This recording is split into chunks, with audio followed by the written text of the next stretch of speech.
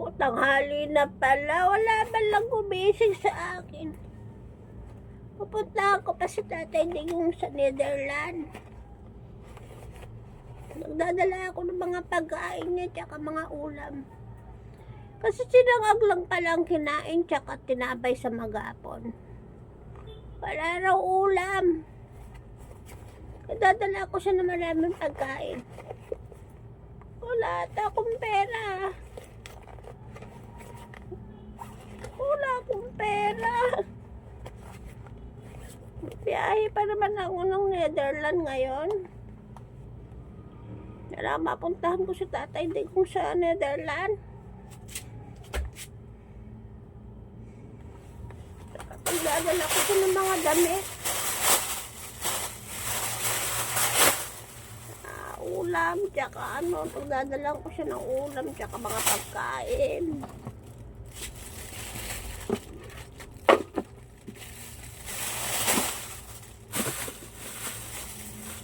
Mga kailangan niya, mga gamot. Nahihirapan daw huminga eh.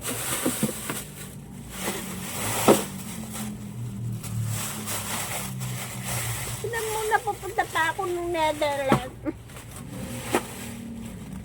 Kasi kailangan mapuntaan si Tatay Digong kasi pala akong pera. Di ba? Maglalakad na lang yung lola nyo.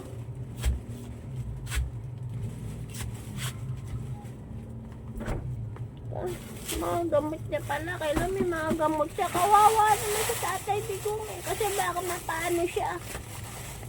Alam mo, nag-worry ako kay Tatay Digong kasi baka mapano siya doon eh. Naging mabait siya sa atin, di ba?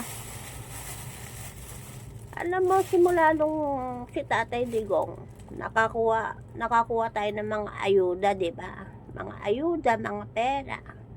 Di ba? Ilang ayuda yon? Mga pera. Madami ah. Kaya kawawa naman si Tatay Digong, di ba?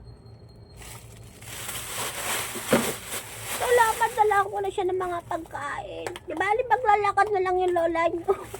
Papuntang Netherlands. Bye-bye!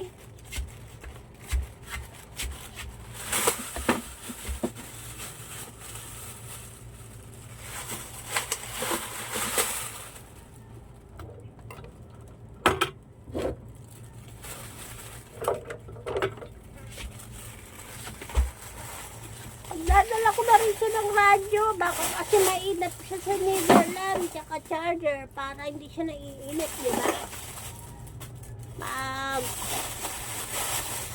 Magko-content na lang siya ron para enjoy din siya sa buhay niya doon, di ba? Habang kawawa kaya tayo.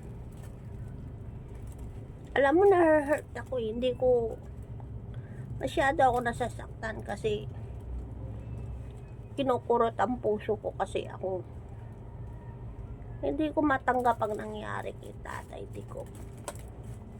Mahal ko si Tatay Digong.